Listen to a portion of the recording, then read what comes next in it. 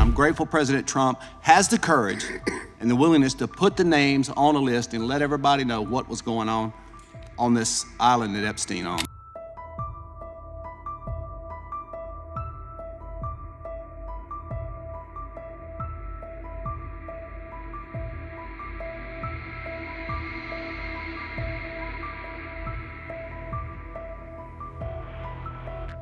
A shocking new report has reignited questions about U.S. President Donald Trump's ties to convicted sex offender Jeffrey Epstein. A Wall Street Journal report alleged that Trump sent a bizarre birthday note to Epstein in 2003. The note reportedly featured a nude sketch with Trump's signature.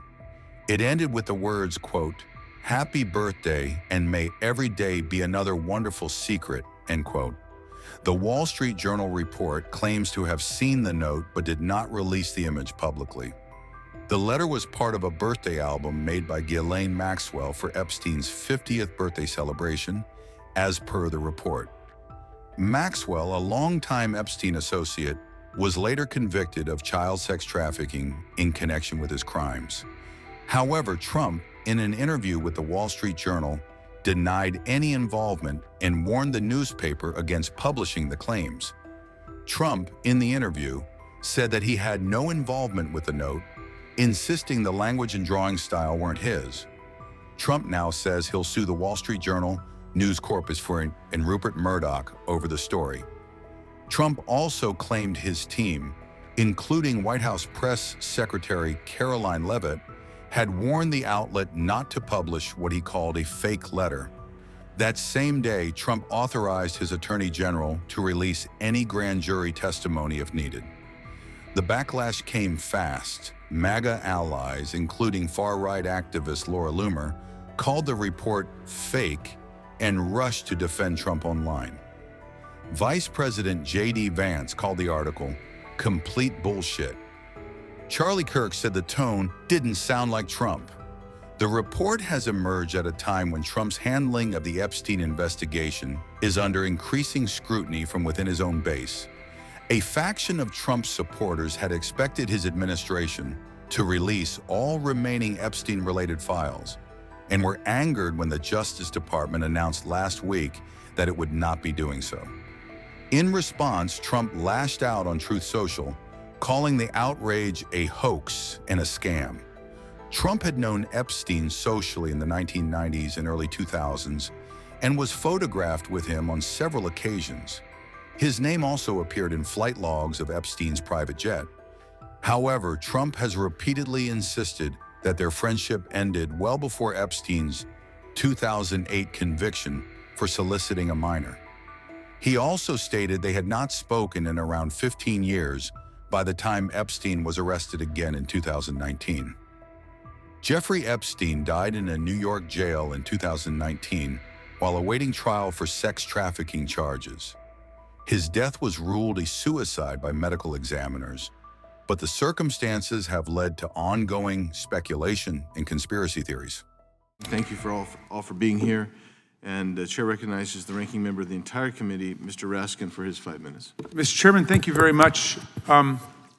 The most famous child sex trafficker of our time, I venture a guess, is Jeffrey Epstein, a man of extraordinary wealth, power, influence, and connection, a good friend of Donald Trump's, actually, and other politicians, who used his resources in order to exploit girls. I'm wondering if, Ms. Brueggemann, perhaps you could start, if you would explain basically how sex traffickers work and how they are able to get access to underage girls and to exploit them for their purposes. Thank you for the question. Sex traffickers work in many different ways to target vulnerabilities of the individuals they're targeting to exploit. So for young people, it's often through grooming, through approaching them and offering things that they're not getting at home. Whether So in his case, he had a woman, I think her last name was Maxwell, who worked with him, and then she would procure the girls by giving them gifts of money or clothing or invitations to parties, that kind of thing. My understanding is, yes, that there were people were being approached and offered financial rewards and benefits, an opportunity to come to parties, but we're not told exactly what was being expected of them, what would happen once they arrived, and then they had difficulty to not consent to what was happening, and were entrapped in that situation.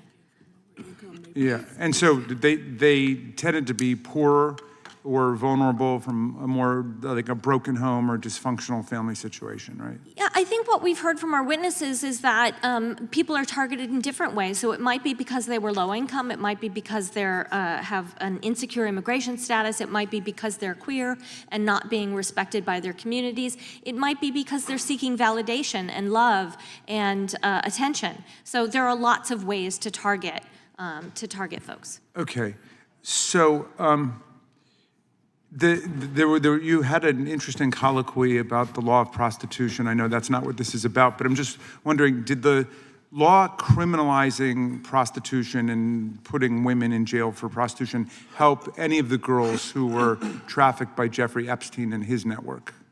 Exactly, no. The criminalization of people engaging in the selling of sex does not help anyone. It makes them more vulnerable, more at risk, and unable to come forward for assistance if they do experience abuse and exploitation. And the criminal records, as we've heard, follow them throughout their entire lives. Okay, I've got an article I'd like to submit for the record about Elon Musk's business empire is built on $38 billion in government funding. Without objection. If I could, from the Washington Post.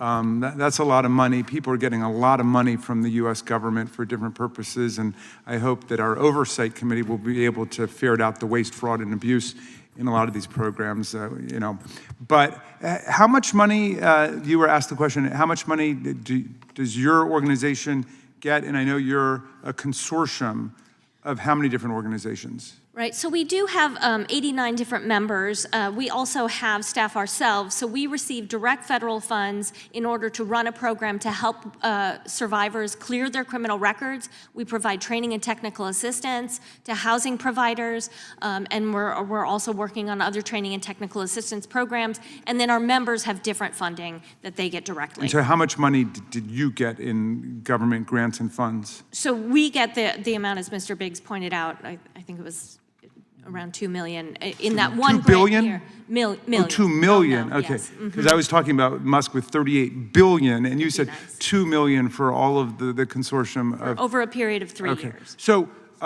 perhaps I come to you, Ms. Lopez. What would the effect be of actually demolishing government funds, grants to all of these organizations? There are some people who just want to shut it all down, and what would that mean?